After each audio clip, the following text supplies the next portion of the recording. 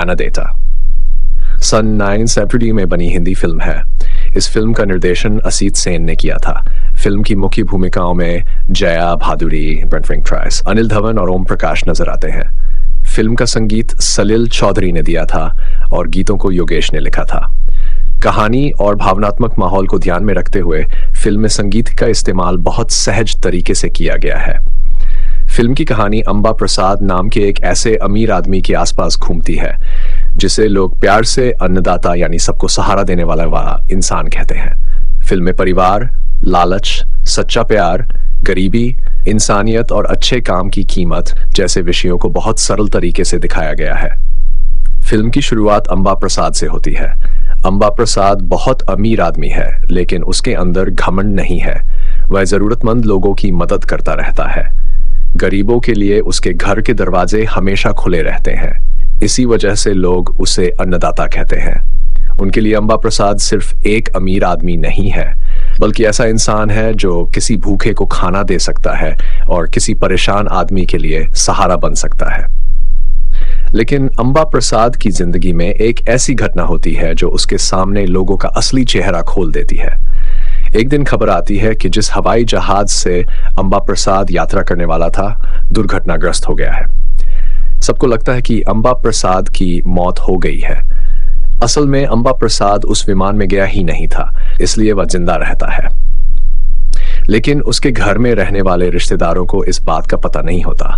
जैसे ही उसकी मौत की खबर फैलती है, उसके तथाकथित रिश्तेदार उसके घर पहुंचने लगते हैं। पहली नजर में ऐसा लगता है कि वे अपने प्यारे रिश्तेदार की मौत से दुखी है, लेकिन धीरे धीरे अंबा प्रसाद को समझ में आता है कि उनकी आंखों में दुख से ज्यादा उसकी दौलत का लालच है। हर कोई यह सोच रहा है कि अंबा प्रसाद की संपत्ति में उसे कितना हिस्सा मिलेगा, कौन सा घर किसके नाम होगा, कितने पैसे मिलेंगे और कौन सी चीज किसके हिस्से में आएगी। यही बातें उनके दिमाग में घूम रही है। अंबा प्रसाद का वकील भी इस पूरे मामले को देख रहा है। वह अंबा प्रसाद को समझाता है कि जिन लोगों को वह अपना समझता था उनमें से ज्यादातर लोग उससे नहीं बल्कि उसके पैसे से जुड़े हुए थे। यह बात अंबा प्रसाद के दिल पर बहुत गहरा असर डालती है। उसने जिंदगी भर दूसरों की मदद की थी। उसे उम्मीद थी कि कम से कम उसके अपने लोग उससे दिल से चाहते होंगे, लेकिन उसकी मौत की झूठी खबर ने उसके सामने सच्चाई खोल दी। इसी दौरान एक गरीब लड़की पर उसके माता पिता दबाव डालते हैं। वह लड़की अंबा प्रसाद के घर में पली बड़ी थी और अंबा प्रसाद ने उसे अपनी बेटी की तरह ही माना, लेकिन उसके लालची माता पिता उसे झूठ बोलने के लिए मजबूर करते हैं। वह कहती है कि उसके पेट में अंबा प्रसाद का बच्चा है। यह सुनकर अंबा प्रसाद को और ज्यादा दुख होता है। उसे लगता है कि पैसे के लिए लोग किसी भी हद तक जाते हैं। आखिरकार अंबा प्रसाद अपने घर से निकला जाता है। उसके साथ उसका वफादार कुत्ता है। यही कुत्ता पूरी कहानी में अंबा प्रसाद के साथ सच्चे साथी की तरह रहता है। इंसान जिन पर अंबा प्रसाद ने भरोसा किया था उसके पैसे के पीछे भाग रहे हैं, लेकिन उसका जानवर बिना किसी स्वार्थ के उसके साथ चलता रहता है। यह बात फिल्म बहुत सुंदर तरीके से दिखाती है।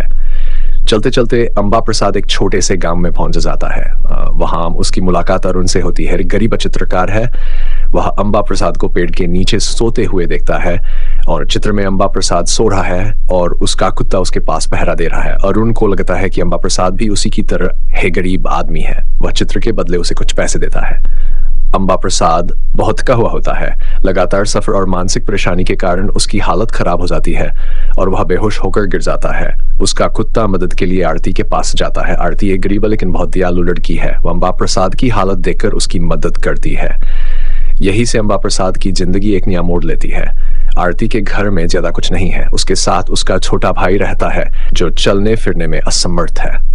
आरती खुद बहुत मुश्किल से घर चलाती है। वह गांव के लोगों के लिए दवाइयां बनाती है और जरूरतमंदों की सेवा करती है, लेकिन इसके बदले पैसे लेने से मना कर देती है। उसका मानना है कि अगर कोई गरीब इंसान बीमारी से परेशान है तो सिर्फ पैसे की कमी के कारण उसे इलाज से दूर नहीं किया जाना चाहिए। आरती की अपनी बहुत कम है। वह लोगों को कपड़े सिलती है और लिखने पढ़ने का काम करके कुछ पैसे कमाती है। उसके ऊपर कर्ज भी है, फिर भी वह किसी के सामने हाथ नहीं फैलाती। यही बात अंबा प्रसाद को धीरे धीरे बहुत प्रभावित करती है। दूसरी तरफ अरुण और आरती एक दूसरे से प्यार करते हैं। दोनों के बीच का प्यार बहुत सीधा और साफ है। इसमें दिखावान ही अरुण आरती से शादी करना चाहता है, लेकिन उसकी गरीबी उसे अंदर से परेशान करती है। वह सोचता है कि वह खुद बड़ी मुश्किल से अपनी मांग का खर्च चला पा रहा है।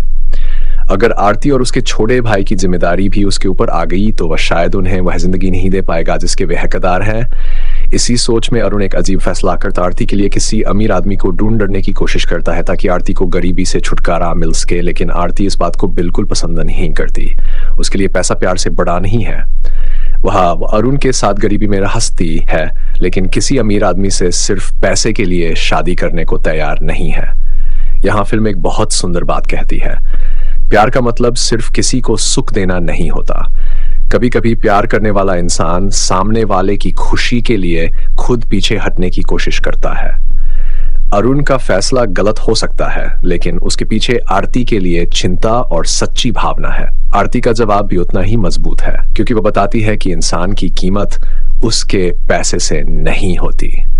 अंबा प्रसाद इन दोनों को बहुत ध्यान से देख रहा होता है। वह देखता है कि जिन लोगों के पास उसके करोड़ों रुपए हैं, वे उसके मरने का इंतजार कर रहे थे।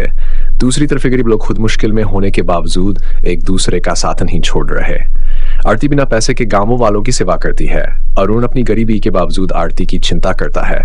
अंबा प्रसाद को महसूस होता है कि सच्चे और अच्छे इंसान अभी भी इस दुनिया में मौजूद हैं। इस एहसास के बाद अंबा प्रसाद वापस अपने घर जाता है। वह अपने वकील दोस्त से कहता है कि उसे ऐसे लोग मिल गए हैं जो सच में एक दूसरे से प्यार करते हैं और दूसरों के लिए सोचते हैं। वकील को उसकी बात पर भरोसा नहीं होता। उसे लगता है कि अगर आरती और अरुण को अंबा प्रसाद की दौलत के बारे में पता चला तो शायद उनका व्यवहार भी बदल जाएगा। इसलिए वह उनकी परीक्षा लेने का फैसला करता है। वह झूठी खबर भेजता है कि अंबा प्रसाद बहुत बीमार है और उसकी हालत बहुत खराब है। आरती और अरुण यह खबर सुनकर तुरंत वहां पहुंचते हैं। उनके मन में दौलत का लालच नहीं होता। वे सिर्फ उस आदमी को देखने आते हैं जिसने उनके मुश्किल समय में उनका साथ दिया था। वकील उनसे कहता है कि अंबा प्रसाद की मौत हो गई है। फिर वह उन बताता है कि अंबा प्रसाद बहुत अमीर था और अपनी सारी संपत्ति उनके नाम छोड़ गया है। अब असली परीक्षा शुरू होती है। अगर आरती और अरुण लालची होते तो उस दौलत को तुरंत स्वीकार कर लेते, लेकिन दोनों ऐसा नहीं करे। वे कहते हैं कि यह पैसा उनके लिए नहीं है। वे चाहते हैं कि अंबा प्रसाद की याद में यह सारी संपत्ति जरूरतमंद लोगों के काम आए। वे वकील से कहते हैं कि इस धन को गरीबों और जरूरतमंदों की मदद के लिए दे दिया जाए। यह सुनकर अंबा प्रसाद खुद उनके सामने आ जाता है। आरती और अरुण को देखकर बहुत खुश होता। वह उन्हें बताता है कि उसने उनकी परीक्षा नहीं ली, बल्कि उनके सच्चे स्वभाव को समझने की कोशिश की थी।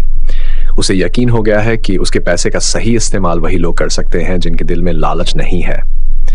अंबा प्रसाद फैसला करता है कि अब वह अपने पुराने घर और उन लालची रिश्तेदारों के बीच वापस नहीं जाएगा।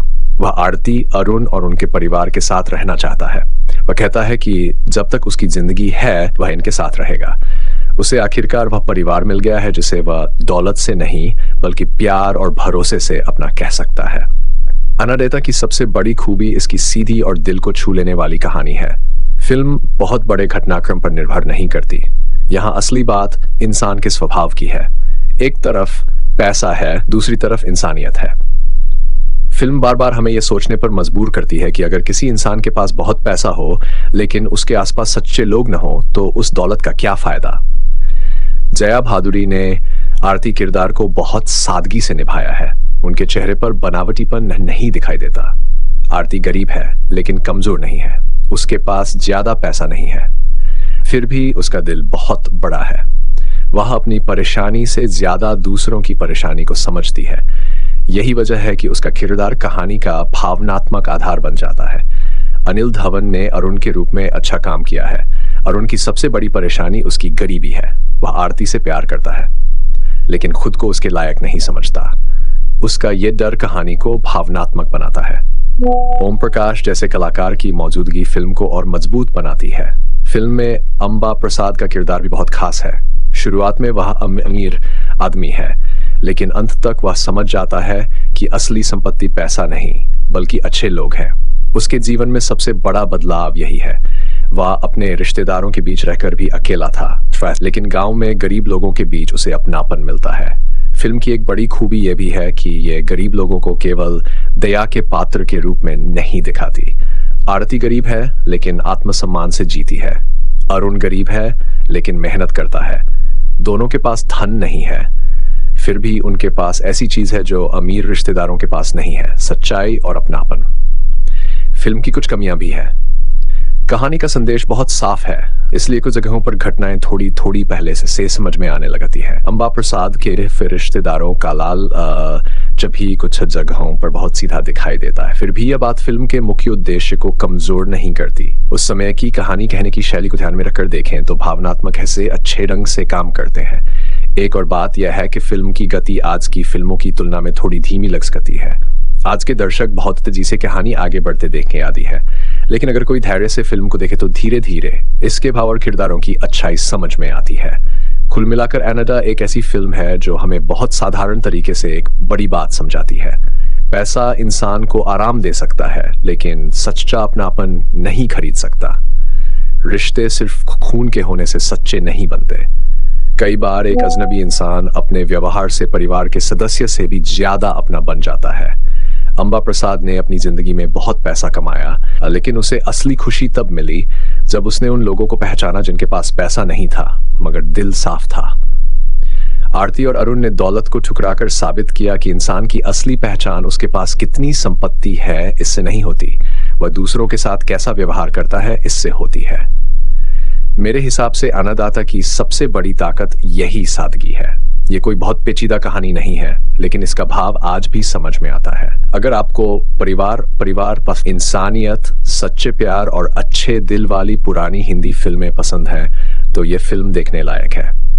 ये फिल्म खत्म होने के बाद भी एक सवाल छोड़ जाती है, हमारे आसपास जो लोग हैं वे हमें चाहते हैं या हमारे पास जो कुछ है उसे। यही सवाल इस फिल्म को सिर्फ एक पुरानी कहानी नहीं रहने देता, बल्कि इंसानी रिश्तों के बारे में सोचने वाली कहानी बना देता है।